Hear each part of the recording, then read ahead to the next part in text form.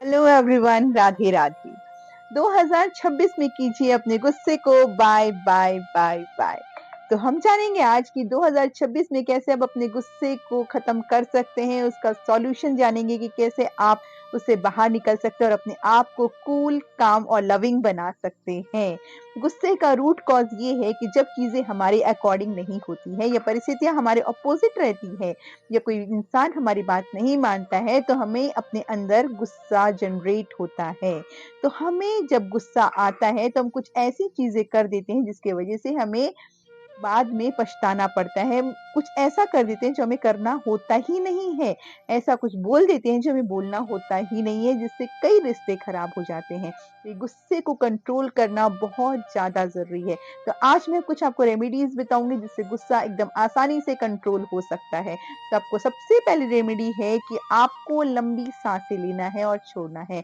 Exhale, inhale करना है, जिससे कि आपका गुस्सा धीरे-धीरे कंट्रोल होने लग जाएगा। आपने सुना होगा कई बार लोग अपने गुस्से को या सिचुएशन को कंट्रोल करने के लिए स्मोकिंग करते हैं। स्मोकिंग क्या है ये? Smoking is the process of breathing. ये ब्रीथिंग प्रैक्टिस है। आप लंबी साँसें अंदर लेते हैं और इनहेल एंड एक्सहेल करते हैं और आपका स्मोकिंग के थ्रू गुस्सा कंट्रोल हो जाता है। इसका मतलब ये नहीं है कि आप स्मोकिंग करना चालू कर देंगे। इसका मतलब ये है कि सारे स्मोकिंग करने वालों को मैं बोलती हूँ कि आप स्मोकिंग करना बंद कीजिए और लंबी सांसें इनहेल एंड एक्सहेल करना शुरू कीजिए, तो आपकी सिचुएशन भी कंट्रोल होना शुरू हो जाएंगी। आपको स्मोकिंग का सहारा नहीं लेना पड़ेगा, बिकॉज सब जगह लिखा है, स्मोकिंग के पैकेट पे भी लिखा है कि smoking is injurious for health.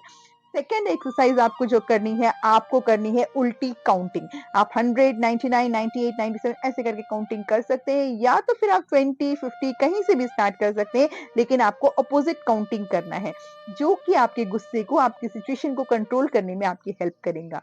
Third remedy ये है कि अगर जब आपको गुस्सा आए तो आप जिस भगवान को सबसे ज्यादा मानते हैं उस भगवान का नाम जाप करना शुरू कर देना है।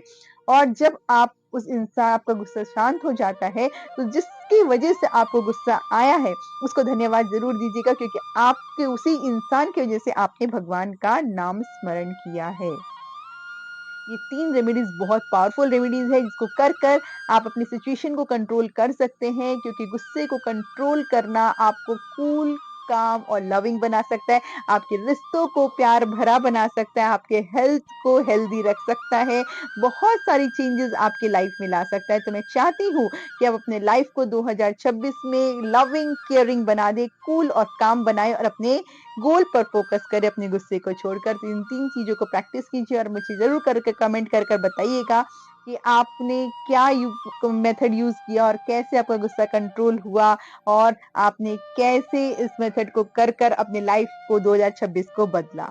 Thank you. राधे राधे।